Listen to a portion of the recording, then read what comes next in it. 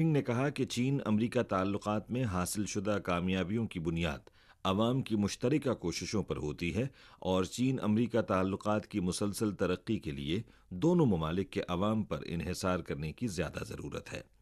صدر شی نے اس بات پر زور دیا کہ امریکہ اور چین کے تعلقات کا مستقبل نوجوانوں پر منحصر ہے۔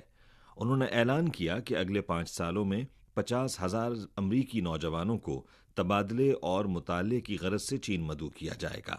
اس کا مقصد یہ ہے کہ زیادہ سے زیادہ امریکی نوجوان چین کا دورہ کر سکیں، اپنی آنکھوں سے چین کا مشاہدہ کر سکیں، اپنے کانوں سے چین کی بات سن سکیں اور انہیں ایک حقیقی سہ جہتی اور جامع چین کا تجربہ حاصل ہو۔